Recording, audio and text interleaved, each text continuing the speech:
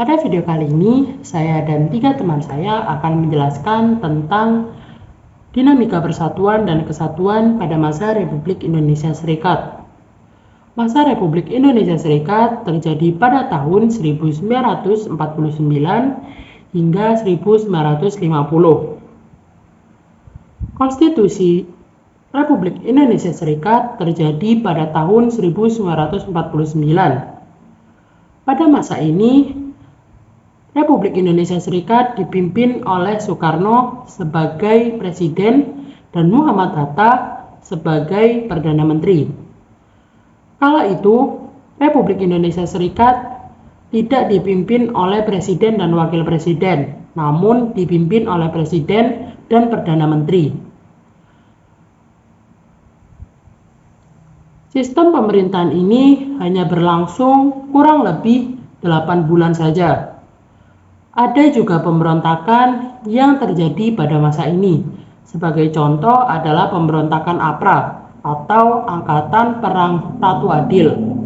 Pemberontakan Angkatan Perang Ratu Adil atau singkatannya APRA adalah peristiwa pemberontakan yang terjadi pada 23 Januari di Bandung, yang pemimpinnya adalah seorang mantan kapten tentara Kerajaan Hindia Belanda yang bernama Raymond Westerling Coy. Tujuan gerakan APRA adalah untuk mempertahankan bentuk negara federal di Indonesia dan memiliki tentara tersendiri pada negara bagian RIS. Pada tanggal 23 Januari 1950, pasukan APRA menyerang kota Bandung serta melakukan pembantaian dan pembunuhan terhadap anggota TNI coy. Sekitar 150 orang pasukan APRA menyerbu kota Bandung dengan menggunakan kendaraan militer Belanda.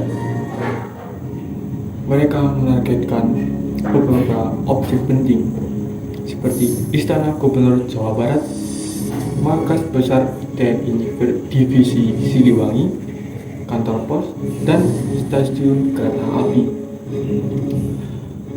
Meskipun misi ini berhasil untuk sementara di Bandung, mereka gagal untuk menduduki Jakarta dan keluar. Sekian dari saya, lanjut ke teman saya berikutnya. Saya Afrian, saya pamit undur diri. Let's go. Lalu ada juga pemberontakan Andi Aziz. Pemberontakan Andi Aziz pada tahun 1950, Makassar menjadi saksi dari sebuah peristiwa bersejarah yang dikenal sebagai pemberontakan Andi Aziz. Di tengah gejolak politik pasca kemerdekaan Indonesia, Andi Aziz, seorang pemimpin lokal yang memimpin gerakan perlawanan terhadap pemerintah pusat, memimpin gerilyawan dalam upaya memperjuangkan kemerdekaan dan otonomi bagi Sulawesi Selatan. Setelah proklamasi kemerdekaan pada tahun 1945, negara baru ini berjuang untuk mengonsolidasikan kekuasaan di seluruh wilayahnya yang luas dan beragam. Makassar, sebagai salah satu kota penting di Sulawesi Selatan, tidak terkecuali dari ketegangan politik dan aspirasi otonomi lokal. Andi Aziz, seorang tokoh lokal yang karismatik, menjadi salah satu tokoh utama di balik pemberontakan ini. Sebagai pemimpin yang dihormati di wilayahnya, Andi Aziz mampu menyatukan para pendukungnya di sekitar visi untuk memperjuangkan otonomi bagi Sulawesi Selatan. Dengan jaringan yang luas dan pengaruh yang kuat, ia memimpin gerilyawan dalam serangkaian tindakan melawan pemerintah pusat.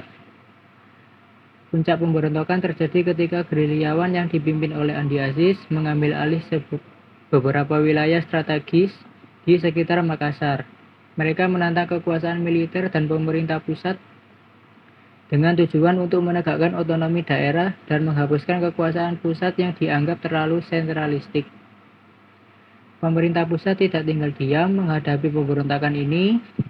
Mereka melancarkan operasi militer besar-besaran untuk menekan gerakan pemberontakan. Konflik bersenjata antara pasukan pemerintah dan gerilyawan Andi Aziz memuncak dalam pertempuran sengit di berbagai wilayah Sulawesi Selatan.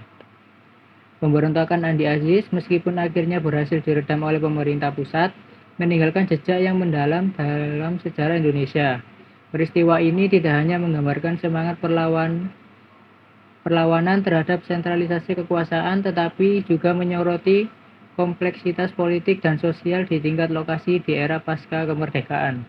Dan pemberontakan Republik Maluku Selatan. RMS adalah singkatan dari Republik Maluku Selatan. RMS adalah gerakan separatis yang diproklamasikan pada 25 April 1950. Gerakan ini berpusat di wilayah selatan Maluku dengan Ambon sebagai basis markas pusat. RMS bertujuan untuk melepaskan Maluku Selatan dari negara Asia Timur dan Republik Indonesia Serikat.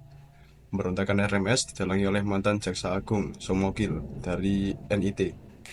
Pada November 1950, militer Indonesia berhasil mengalahkan RMS di Ambon, namun konflik masih berlanjut hingga Desember 1963. Terima kasih. Saya dan 3 teman saya dari kelompok 2 mengucapkan terima kasih. Wassalamualaikum warahmatullahi wabarakatuh. PT